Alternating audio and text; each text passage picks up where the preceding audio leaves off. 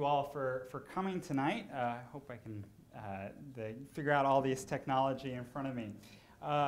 What I thought I would do, instead of reading a paper that I wrote for this evening, which is available at the Bernardin Center. If you'd like it, you can email them and they'd be happy to send it on to you. I thought I would try to offer a more interactive conversation because reading papers isn't a good experience for anyone in the room, right? So I thought we would try to use technology. So let's make sure that we get this to work. Hold on one moment.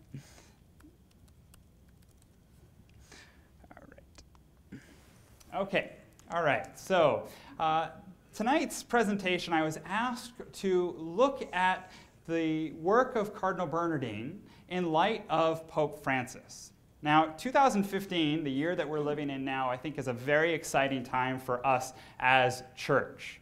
The Jesuit historian John O'Malley, some of you perhaps have heard of him or read his work in your courses or teach his work in your courses. He makes the claim that it takes, and he did this before Pope Francis was elected. He said it takes 50 years for the church to fully absorb the teachings of a council. Now, think of this, right? 50 years after Vatican II, we have Pope Francis. Right?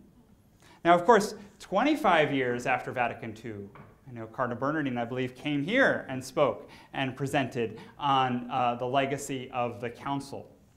So I think that's a helpful, for me, it's helpful to see the teachings of both of these men.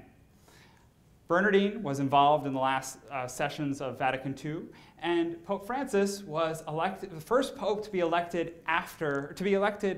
first pope to be elected who was ordained to the priesthood after Vatican II. Right? So we have, that's I think a very significant first. A lot of people talk about Pope Francis as the first Jesuit pope, first pope from the Americas, etc. But I think the fact that he was ordained after the council is very, very significant.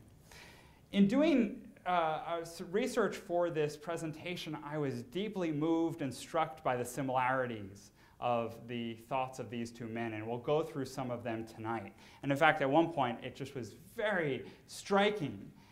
I almost wonder if Pope Francis forgot a footnote. Popes don't usually give footnotes. But I wonder if he forgot a footnote to some of the things that Bernardin wrote. Obviously, there are lots of similarities in their thoughts because they're both sons of Italian immigrants in major cities in the Americas. There's a deeply theological strain that goes through their teachings. And I think it's a conciliar strain. And I think we see the Holy Spirit there. But before we begin, I'd like to just pose this question to you, to take a moment and to think about what images, what thoughts come to mind when you think about either Cardinal Bernardin or Pope Francis. Some of you have more experience with Bernardin, others less, but we all are talking about Francis probably every day now. I was speaking to someone at CBS News a few weeks ago who was saying to me that they run a story on Pope Francis every week, and that's part of their policy in New York, if you believe it or not. So think of where we were 10 years ago, 5 years ago.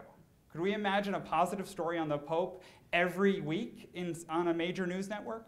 So what images come to mind when you hear the names Cardinal Bernardin, Pope Francis? Beloved. Beloved. What else? Pastoral. Life. Joyful. Accessible. Charismatic. Accommodation. Oh, thank you. Yes. Visionary. So these are all positive words, right? And I thought, when reading their works, I pulled out 4 marks, or 4 characteristics, not to replace the old marks of the church by any means, but 4 characteristics of what I think they are calling for the church to be a vibrant force in society.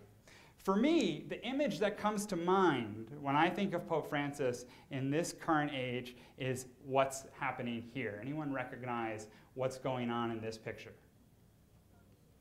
Who is it? Lampedusa. So Pope Francis, he made his first official trip outside of Rome to this Italian island of Lampedusa, which is much closer to the North African coast than it is to continental Europe. You look at a map. I challenge you, if you haven't done so already, go to Google Maps and see where Lampedusa is, and you're going to you probably have my reaction. Why is this part of Italy? But small little islands in the Mediterranean.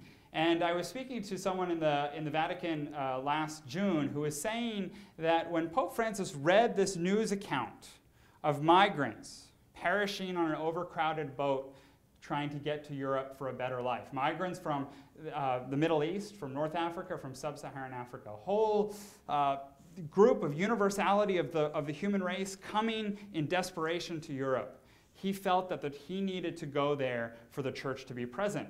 And his advisor said, well, let's look at our calendar, probably in October or November. And I guess his reaction, I want to go next week, in the next 2 weeks. Right? Imagine trying to be the planner of that. Those of us who have tried to plan liturgies, big liturgies, know how complicated it is. Imagine trying to doing that in less than a week. I think the experience of Lampedusa reflects the global reality today in a very profound way.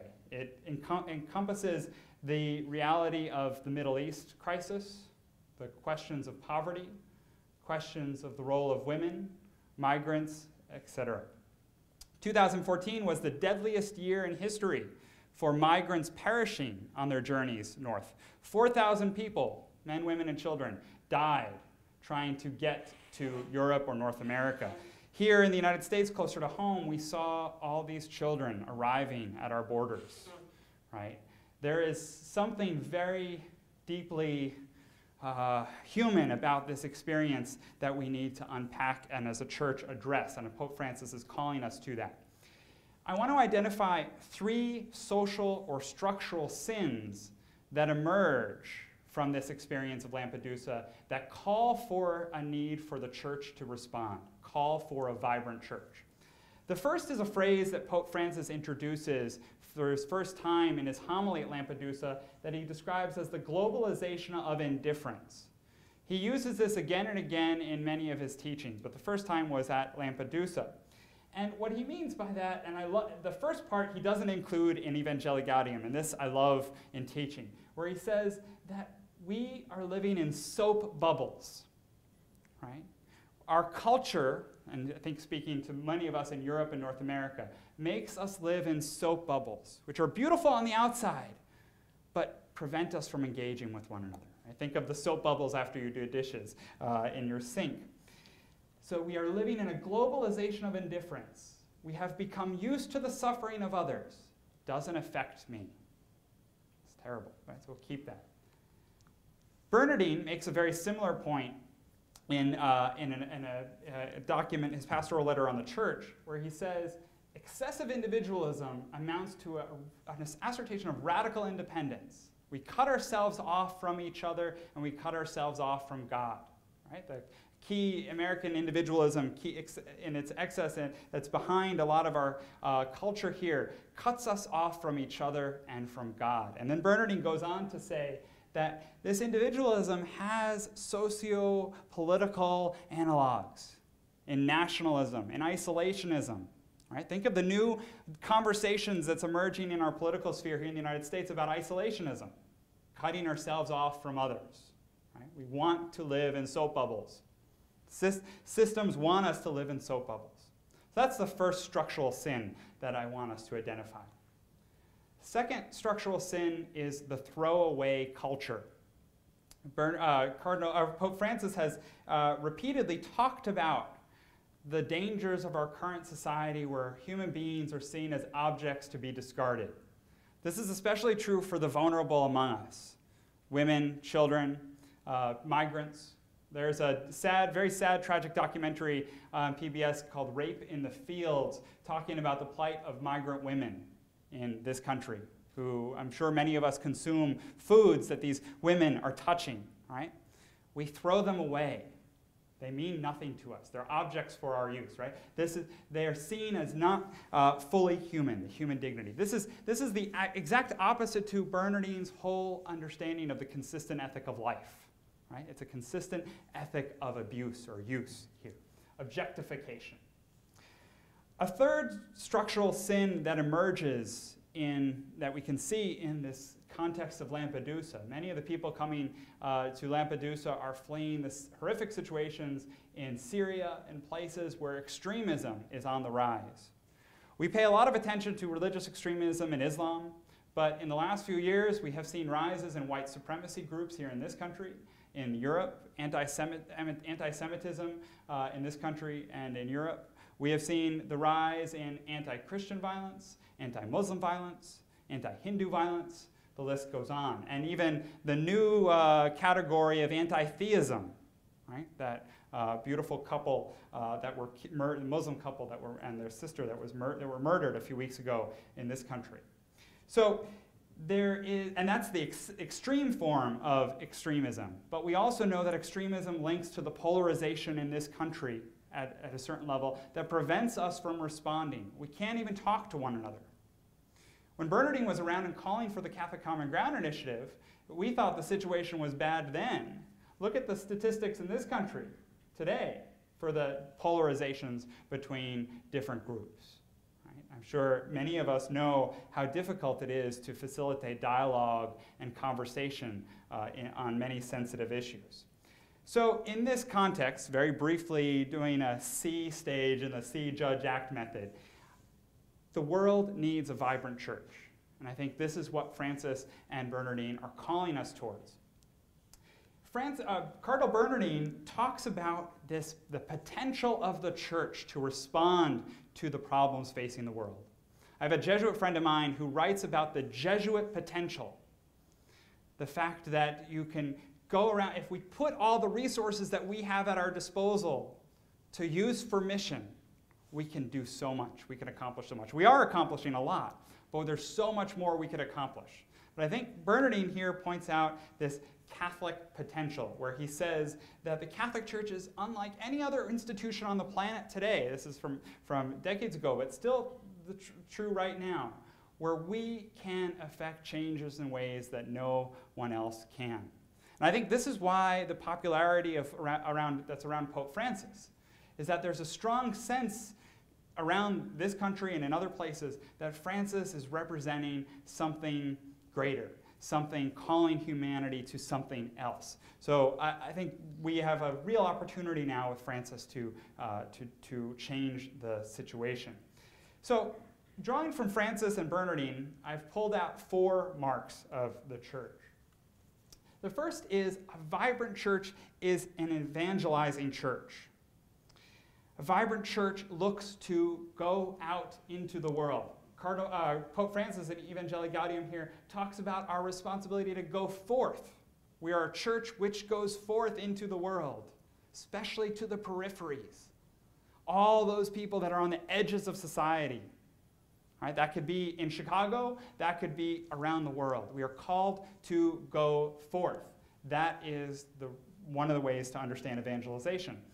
Bernardin makes a very similar point in describing the obligation of the church as one that reaches out. We are called to reach out to others, to reach out to those who have been marginalized by the church, to reach out to those who feel alienated in society, alienated by the church. Here we see very strong connections between Bernardin and Francis. What is so important about their vision of evangelization, though, it's a total holistic vision of evangelization. And those of you here at C2U know the value of that vision of mission.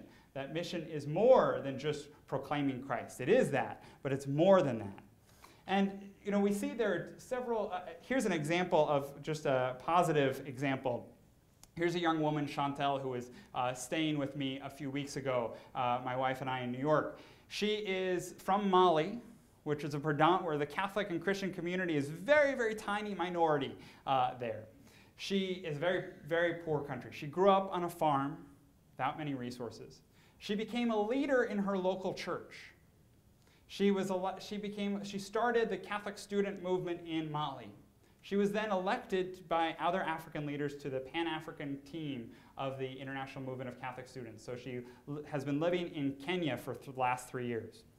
She was then invited this past year to address the UN's Economic and Social Council on a special session on youth.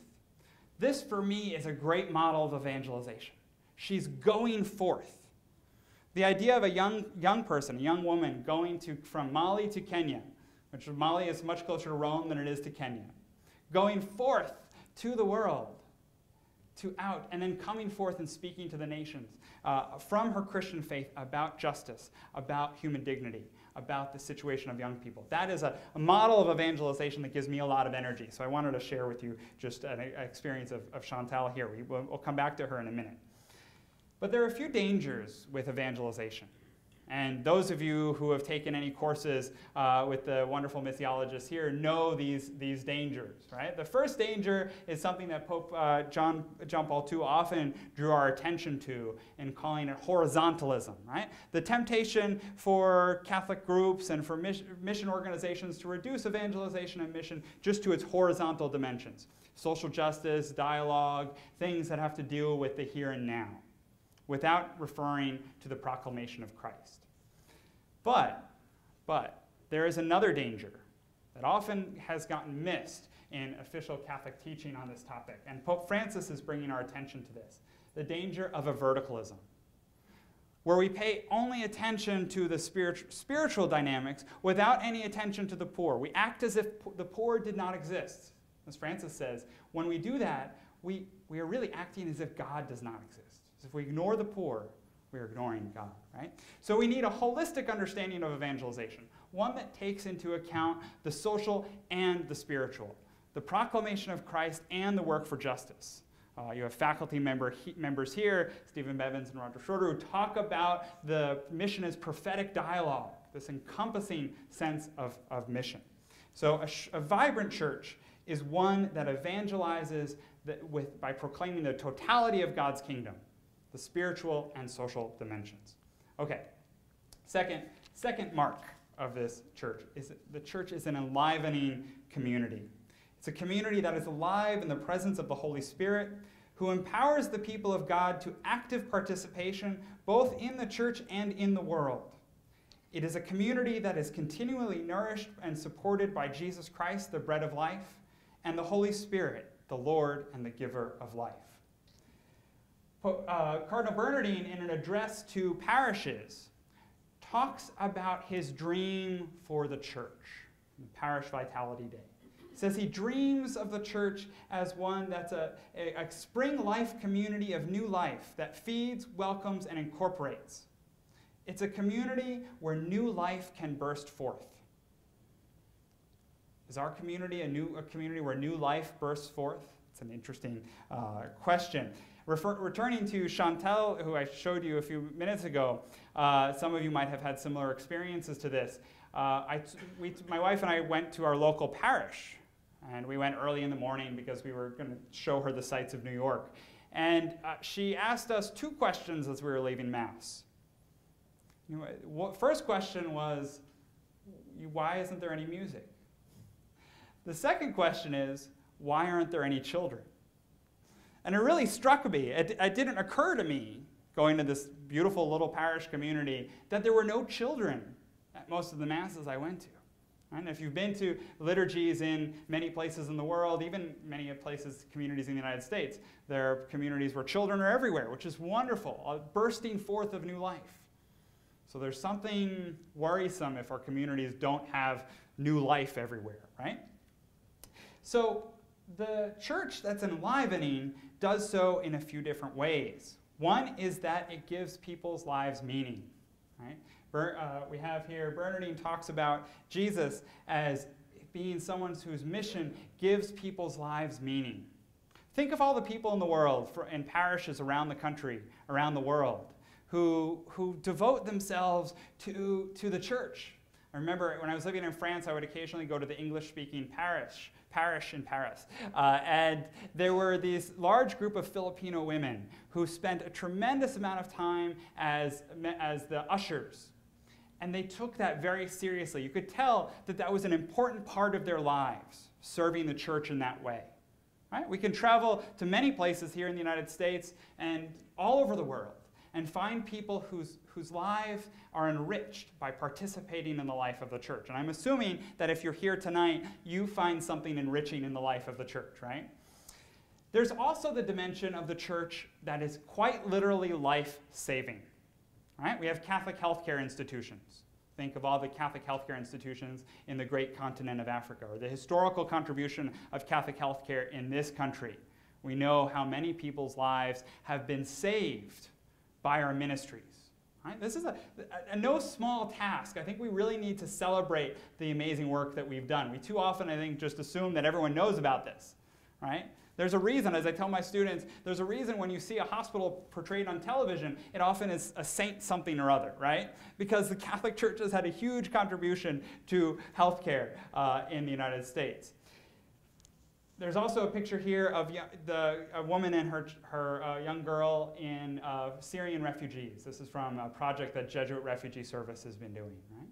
Our church is doing a tremendous amount of good work in giving people's lives, saving people's lives who are refugees in different parts of the world. And then another example of someone who I think is an example of the church that's an enlivening church. There's a young man, Ruki Fernando. Last year, a year ago this week, Ruki, who is a Catholic student leader, or was a Catholic student leader in Asia, he's in Sri Lanka, he and an oblate priest, an OMI priest, Father Praveen, were investigating the human rights abuses of the Sri Lankan government, and they were specifically investigating the disappearance of a woman and her daughter, her 13-year-old daughter. And they were detained. And we got the message through email, and I was convinced that Ruki would disappear. So through Catholic networks, we were able to get Amnesty, we were able to get BBC, we were able to get worldwide attention to the case of Ruki Fernando and Father Praveen, and I'm convinced we were able to save their life for the prophetic work that they were doing. And it's still a tough situation there. So an enlivening church is at risk from a few different ways. First is that we are like the church that Chantal was questioning. Why aren't there children in the church? Why isn't there music in the church, right? Pope Francis talks about the fact that too many Christians seem like Lent without Easter. I don't know what the situation here is like in Chicago, but I can tell you in New York and in Boston, there are many parishes where Christians seem like Lent without Easter. Or they seem like sourpusses, right? In an official church document, right? That word, right? It's incredible, right, what Pope Francis is doing. But it's making a really important point, right? If we are sad, if we seem like Lent without Easter, who's going to want to join us? How can we do evangelization? How can we be a vibrant force in society if we are sullen all the time? And that, I think, is something we all have to pay attention to. But there's also a risk to this enlivening mark by the dangers of consumerism, where we see the church as a place where we go to get something, right? I love this image of an Apple church, right? In the Simpsons, I show a clip to my students of the Simpsons episode where Steve Jobs is seen as a god in a church, right? But people are treating these stores in some ways as they treat religion. But I think it's the other way around too, where people are coming to church not to participate, but to go to church, right? This has been a problem in the United States, but religion has become commodified. We're turning religion from communities to service providers like Walmarts, sacramental Walmarts, right? But on the same side, we also see that clericalism does the same exact thing. Consumerism wants to turn us into passive lemmings. There used to be a game show, or a computer game called Lemmings, right, where everyone follows each other off the cliff. Before there was, fancy technology. And I think, and also clericalism wants us to be lemmings too.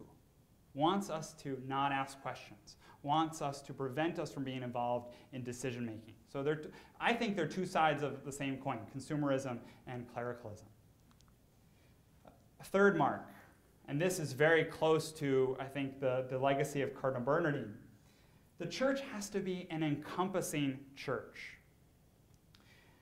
A vibrant church is an encompassing church. It's a movement which, assisted by God's grace, unites a range of communities across time and space into one family, one body comprising of many different parts. The vast array of people from all types of professions, ethnicities, sexual orientations, and ages is a true blessing and richness for our church.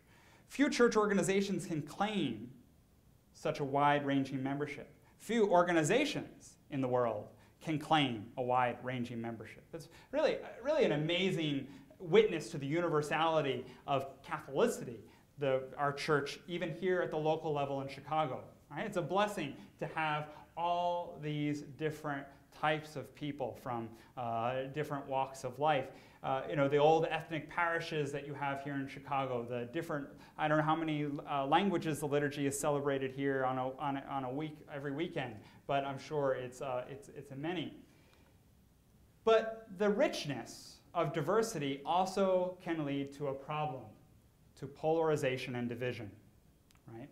So there is this danger that we can turn our parishes into soap bubbles, like Francis writes about. And Bernardin talks about this in several places. But he says that we can't afford to allow the vitality of the church to be sapped by this polarization. And then he talks about we can't allow external forces to manipulate our differences for their own personal gain, right? Or their own systemic gain. Here are two pictures of two parishes in Newton, Massachusetts, where I lived for several years. The last year I lived there, my wife and I lived in a geographic parish that was the same geographic parish of an aunt that I had. It was a secular Franciscan. The three of us, we didn't go to the geographic parish that we lived in. My wife and I went a mile east towards Boston College and went to the Jesuit parish, and you can see the pastor there who is an acclaimed liturgical dancer in Boston in the picture to the right. Then my aunt didn't go to her geographic parish. She went a mile to the west to a parish that has the Tridentine Rite Mass there. My question was always, how do the communities of these two parishes in the same little suburb of Boston, do they ever talk to one another? To make it even more complicated, St. Ignatius, the Jesuit parish my wife and I went to, when we would go to the 11 o'clock Mass, there was a Mass in Spanish downstairs. And you could hear the very good music that was coming from below, and sometimes you wished you could sneak out and sneak downstairs. But so we have to deal with this, right? The fact that there is some value in pastoral specificities. There's value in the diversity.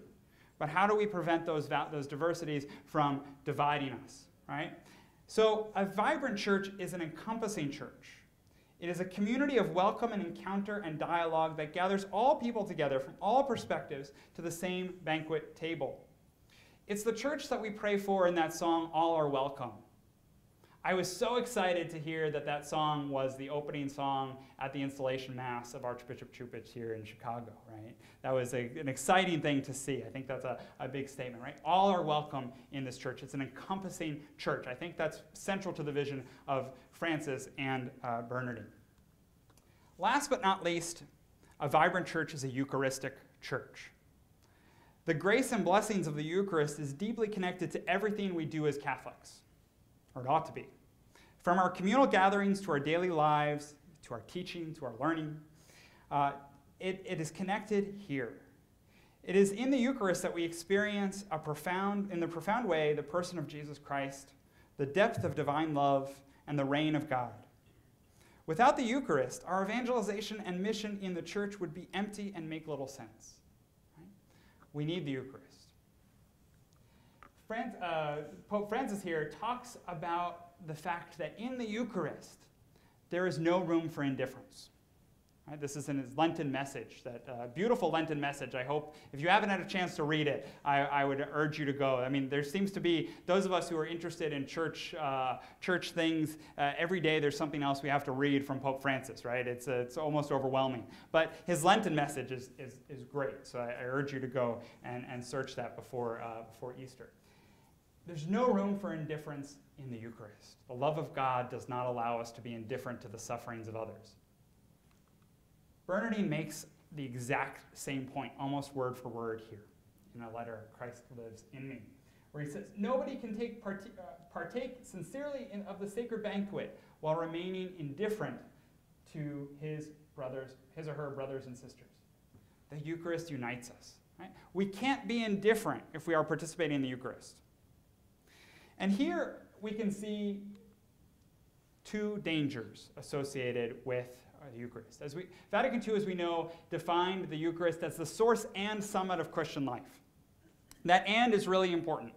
Right? We know the Catholic "and" is what often makes or breaks our ethics as a church. Right? We've already looked at the horizontal and vertical.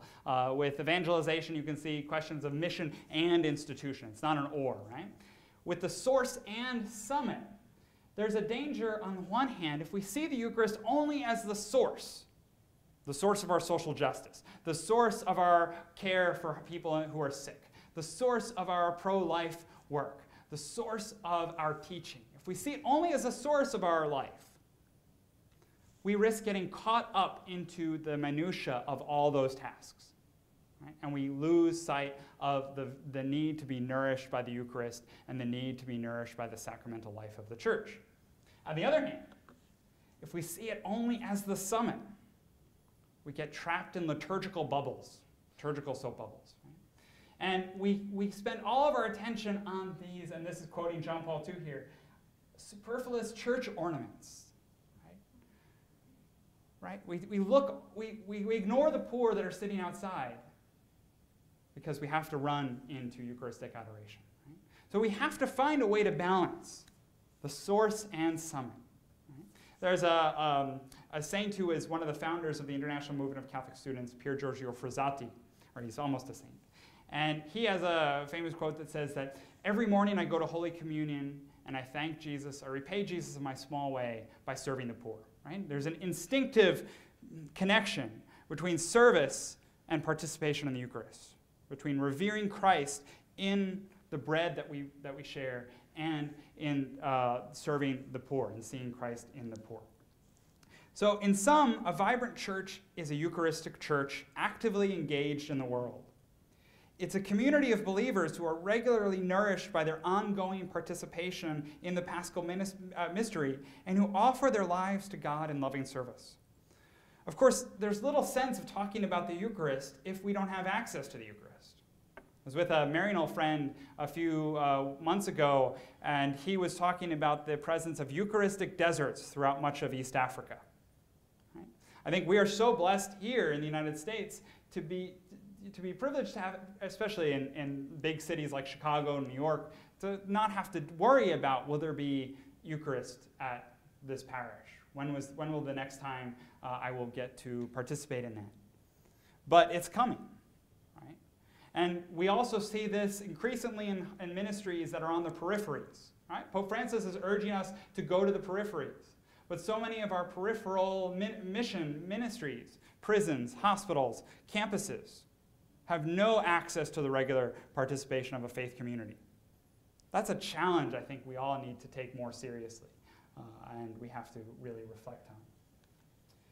So, we looked at the reality, did a little did some judge. Now we're going to try to move into the action stage.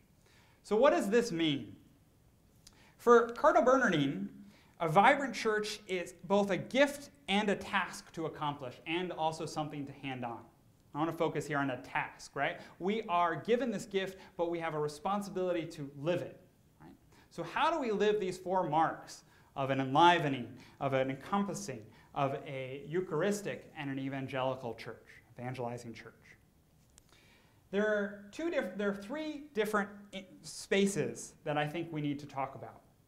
A lot of us, when we're talking about church reform, and myself included, want to talk about from the top down. Want to talk about, are interested in what cardinal Pope Francis is appointing to this dicastery, et cetera, et cetera. That's all important. But as your president, Dr. Francis, was saying last night, he said, he reminded us that, as Tip O'Neill would say, all politics is local. But really, all church is local. Right? The vast reality for many people in their experience of the church is not in reading Vatican.va or news.va, right? There are only a select funny few of us that will follow the Pope on Twitter and read everything that's said, right? The vast majority of Catholics engage the church in three different spaces. And these are the places that we really need to ask, is the church alive? Is the church Eucharistic? Is the church evangelizing? Is the church encompassing? First is the parish. Right? Most of us, all of us, engage the church first and foremost through the parish. Right? The parish is a central space for the church's evangelizing work. And it's under a big transition, as we know. A few weeks ago, I gave a presentation at a parish in New York that was just the 2 days earlier was told by the Archdiocese of New York that it was being closed or merged. That was a very tough, I was asked to give a presentation on joy and hope. It was a tough presentation.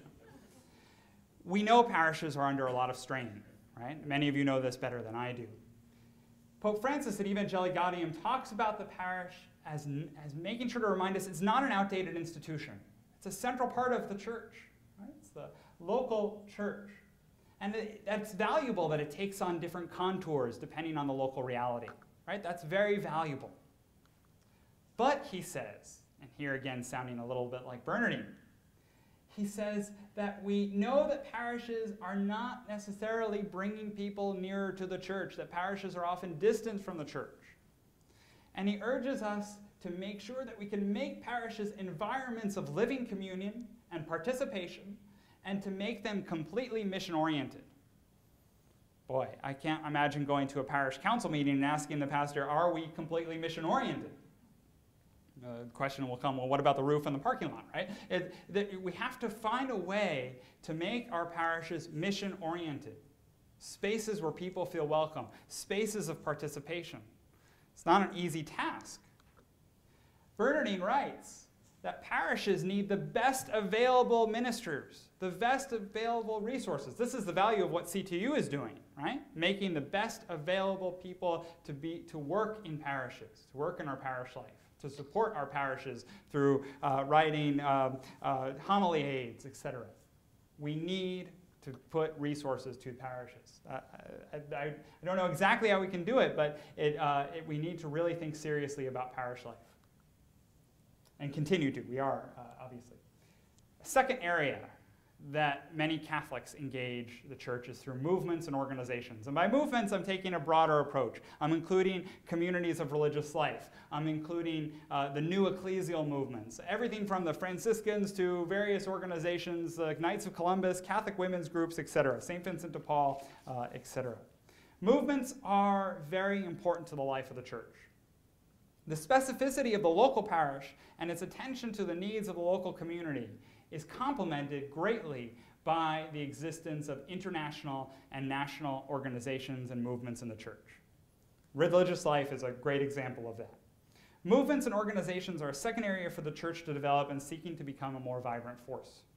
The church is blessed with a wide variety of them, but oftentimes the danger is these movements will create their own soap bubbles. Right? This is not a new thing in the church. Even in the medieval period, religious orders were competing with each other, who has the best. And you see this in the current reality. You know, some of the new ecclesial movements, try to differentiate themselves from the old movements of religious life or the old movements of specialized Catholic action. Right? We need to move beyond these types of differentiations and think about how we can all be a vibrant church. And Pope Francis in Ecclesial praises the existence of movements.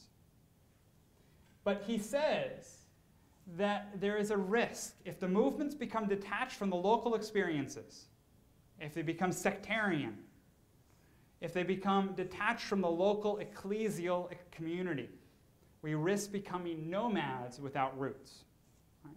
So if we are participating in a movement, how are we connected to the local church? This is a big danger for all of us. One section of organizations, and I'll just give a good plug here for them, is I think this is something that you in Chicago could help to renew, as you have your historical experience with these movements, are the movements of specialized Catholic action. Young Christian workers, young Catholic students, the International Movement of Catholic Students at the college level, and the Pax Romana for young professionals and intellectuals. These are movements that are, I think, very important for the life of the church. They're very present actively in many places in the world. They haven't been present in the U.S. for a long time in any substantial way. So if any of you are interested in how to resurrect some of these groups, especially the young Christian students and the student movements, the campus ministry, forming real communities of active apostles, come see me after. Happy to talk with you. Chicago was really a source for a lot of these movements in the U.S., and I think it's time we can renew that.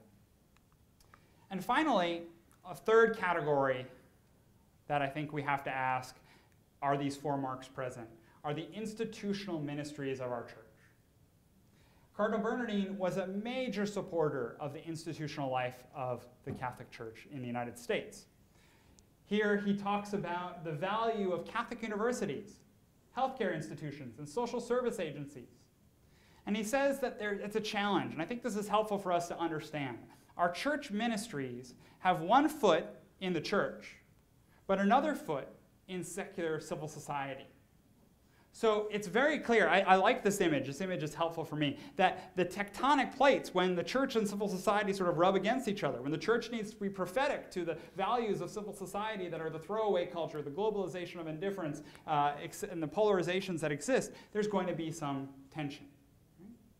How do we manage our institutions as the number of vowed religious who are sponsoring communities no longer have active presence in these institutions? What does that mean? How do we do that? How do we continue to evangelize through these ministries in a pluralistic context? In places where the CEOs or the presidents of our institutions may or may not be Catholic anymore. Right, these are big challenges, but I think these 4 marks that come from Francis and Bernardin can help us to see some values that we need to have as Catholics. The point about being completely mission-driven that Francis makes for the parish also must apply to our institutions. Are our hospitals, are our schools, are our various social service agencies completely mission-driven? Here is where I think that every institution, from the smallest to the biggest, needs to have someone equivalent to a vice president for mission. There needs to be trainings for everyone in the institution about the value and the history and the legacy of the institution and Catholic institutional identity. But there also needs to be celebrations. And this is a point that often gets missed. We need to celebrate the good things that our institutions are doing. This year of consecrated life, I think, gives us a really good chance to do some of that. And I was so happy to hear of the work, the center that's being created here at C2U. We have to celebrate the good things that our institutions are doing. All right? So, as we look forward to the next 50 years after the council, I don't think any of us can say where the church is going to be in 50 years. I think we all can agree that it's not going to look the same as it does now. Right? There are going to be some major changes. This is going to be a very difficult transition as we go forward. There's going to be a lot of hurt, but there's also a lot to celebrate. So we need to identify as a church, where are we called in this world? A world marked by indifference, by consumer culture, a world marked where there's increasing divisions in the world. How can we as a church respond to this? I think Pope Francis and Cardinal Bernardin can continue to offer us a message going forward so we can be what we are called to be, and that is a vibrant church, and in particular, a vibrant church for the poor and the marginalized in our society. So I'm looking forward to some conversation and engagement, and I think there's some other comments. So thank you so much.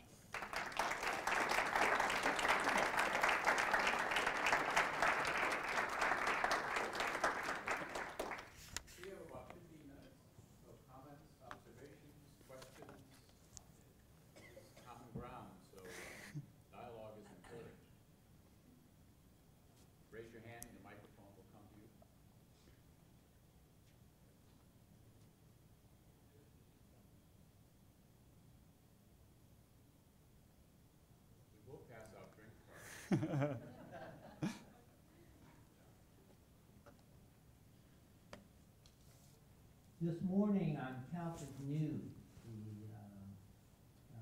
the internet service, there was a story about the Archbishop of San Francisco installing water spouts at the entrance to the cathedral in order to seemingly drive away the homeless who sleep there at night. And so the water in the middle of the night would go off without any kind of notification. This seems to me so contrary to the image of Pope Francis. And yet these contradictions between what Pope Francis is presenting And what some in the hierarchy are doing, unless that's confronted, I'm not sure how Francis's vision is going to get implemented. Because you can imagine the kind of negative reaction a lot of people will have to that kind of image of the church. I don't know if you have any suggestions. Well, just last night, I don't know, half my Facebook friends, and as another friend of mine said, we have very different Facebook friends. Half my Facebook friends had posted that story, right? As Pope Francis is putting showers in St. Peter's Square, we are driving away the homeless with this. The only thing I could think of with that was, what would John Chrysostom say, right? Or what would James, the Apostle James, say in the epistle? That faith without action is dead, right? You see the poor outside. Or Micah, the prophet. I mean, it's just, we have to have the resources, though. And this is where I think movements play a very critical role in the church to organize. Just like we need to organize in civil society, we need to organize in the church. So religious, so institutions. We need to have some voices, of credible voices, who can say to the hierarchy and say to others that, is this in line with the gospel? Is this in line with our institution, with our vision? Is this in line with the Holy Father? We can't just expect Rome, and I don't want Rome to come in to San Francisco and discipline. That's not how the church should work. We should all be holding each other to account. So other thoughts?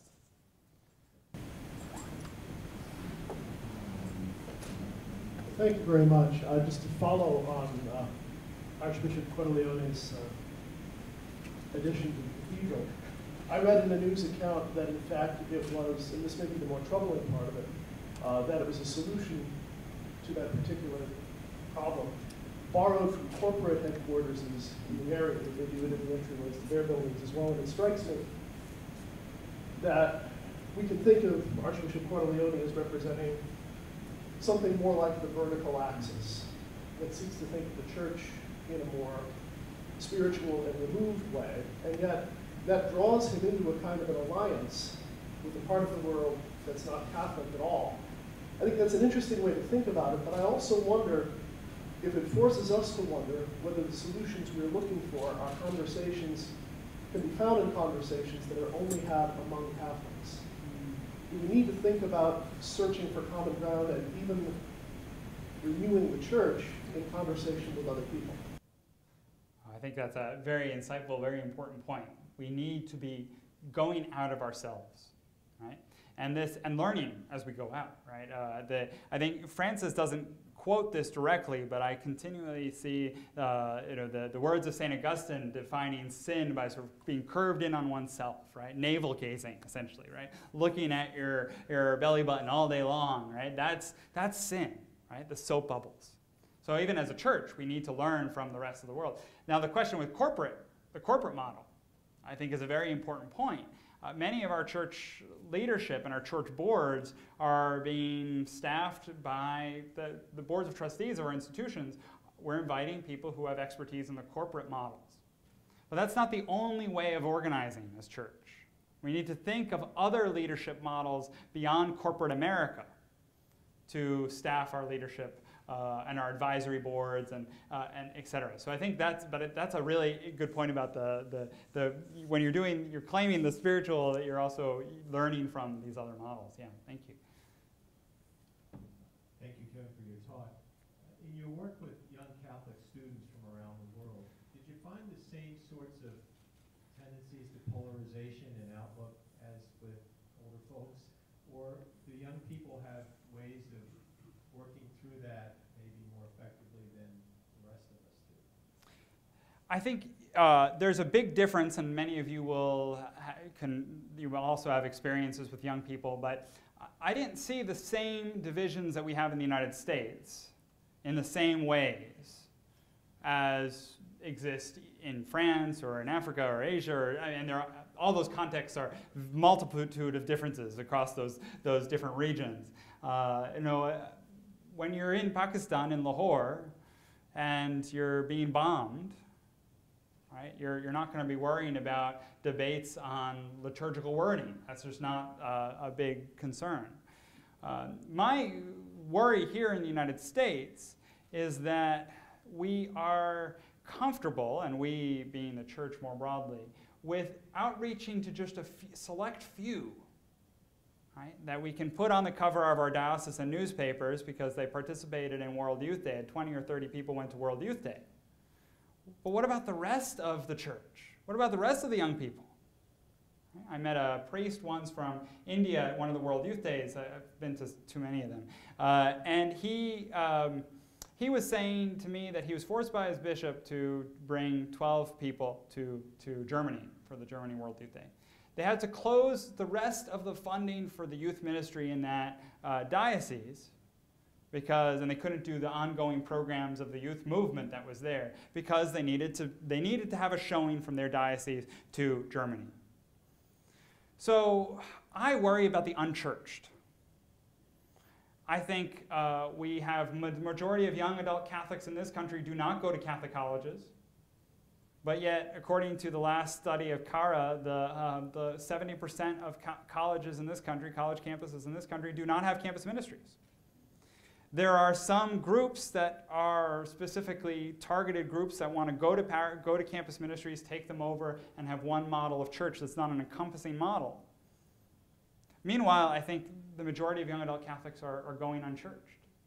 I think this is one of the biggest challenges we're facing. I don't see why there isn't a bigger response to that. But our realities here in the United States are different than France. France has its own set of polarizations and divisions, different than Kenya, which has its own sets of polarizations and differences. But this is where I see the value of what is being done in the Bernardin Center and Catholic Common Ground to engage young people. And there's another last point. We had a great conference here in Chicago 3 years ago, the Interreligious Dialogue Conference, or Intergenerational Dialogue Conference. And Common Ground organized a conference for people of different generations in the church. And it made me realize there aren't many spaces for people of different generations to gather. And I think that is, interestingly enough, maybe the divisions are more polarized between generations than between the so-called right and left.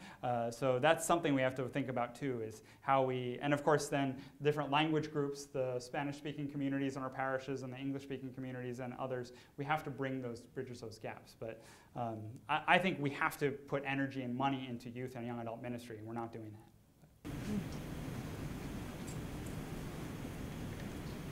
Thanks, Kevin. I want to go to one of the last points you made about mission and identity.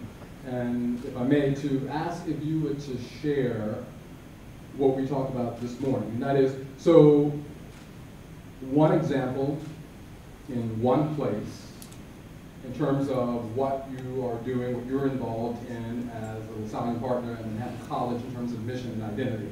But then more so about this critique about, are we too engaged with a corporate identity? And the example of one of your faculty, of your fellow colleagues in the department, and what he's doing and how that is in a contrast to what we might think of Catholic colleges and universities who themselves kind of follow a corporate model of we can't do this and we can't do that, and we won't do this and that because of the impression one might get about us. Thank you. Thanks, brother. You know, I think colleges and higher universities are under a tremendous amount of stress, I think most of us know in this room, to compete with one another. And you have situations where admissions people at one Catholic college in the Northeast of New York, there are lots of small Catholic colleges that, you know, kids will apply to these different, the same schools. So that we see the school, the Manhattan College where I'm at, might see another school as the competitor, right? So so admissions people will say, don't go there, they don't do the, come here, sort of, not very Christian sort of language, I think, in our competitive framework. And I think that's part of the corporate model. We don't see each other as part of the same community, the same mission. We see each other as competitors. But one of the riskiest things that I think Manhattan College is doing that I'm very proud of is that we have a program to educate young men at Rikers Island who are incarcerated in Rikers Island. And if they are able to fulfill certain requirements and take some classes in the jail, when they exit, they can enter into and matriculate into the college. So which means that we're sponsoring several young men who are leaving Rikers Island onto our college campuses. whether or not the president is supporting this, and we are possibly getting space in a church that's closed to house them, make a community. That is such a risky thing, right? Imagine on your admissions brochures to say that, yeah, we have people from 54 or 24 states and also, these other people, former convicts, right? But it's also an incredibly mission-oriented thing to do. So the corporate model and the mission model, I think, can often run against each other. So we have to support in institutions like this and make that not an exception but the norm. And there are other great examples at other colleges where people are doing creative things. So thanks for drawing that attention. Our last question. Kevin, thank you very much. Thank you very much. You've given us good challenges here. And working with Center for the Study of Consecrated Life, I'd like to invite you to challenge us in consecrated life too. So I know that's one of your interests. So what would you invite religious orders and other movements in terms of engaging on participating towards a more vibrant church? If our charisms are to be at the service of the church and the world, where would you call us in the spirit of Bernardin and Francis? Thank you. I think, as we know, the old phrase about pointing at the splinter in other people's when we have a big piece of wood in our own eye, we always have to be attentive to the dangers of soap bubbles. I really love that phrase of Pope Francis. If you haven't gotten that already. I had some of my students do a Catholic social tweeting exercise where they had to reduce the different encyclicals and different papal statements into tweets. And one of the hashtags that a student invented was "pop the bubble," which I thought was great, right? So we have to pop these bubbles. So it's a challenge if you're trying to attract people to your way of life that you're very excited about, to not get consumed to say, oh, we Dominicans are better than those Franciscans, or Jesuits, we're not like those Dominicans, right? Or whatever the old rivalries are, and now with lay movements, et cetera. Right? That's a temptation I think we all face. And I worry that a lot of the energy that was given, and this is happening in many parts of the world, that was given to the youth-led youth movements. So the movements led by young people, supported by religious who served as chaplains and continue to serve as chaplains and fund the youth movements, is being now channeled into specific youth movements that are directed by the religious congregations themselves.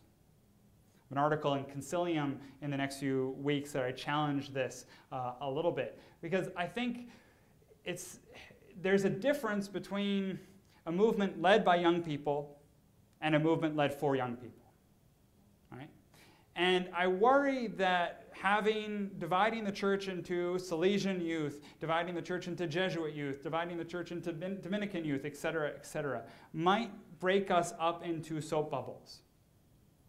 I wonder if even for vocation purposes, it might be more effective for us to support broad-based youth movements, where we serve as chaplains and we don't have to, it's not directed by a consecrated person. So that would be, I think, the challenge that comes to my mind, and that's something I'd love to discuss more with people who have experiences in this. I think there's a lot of good things happening in specific charism-oriented activities, but the fact is the funding and the energy and the personnel and chaplains in many parts of the world is being taken away from these broad-based youth-led movements into especially the religious-sponsored youth movements. So that's something I would challenge us to think about and maybe find a way to support each other more. So, thank you so much.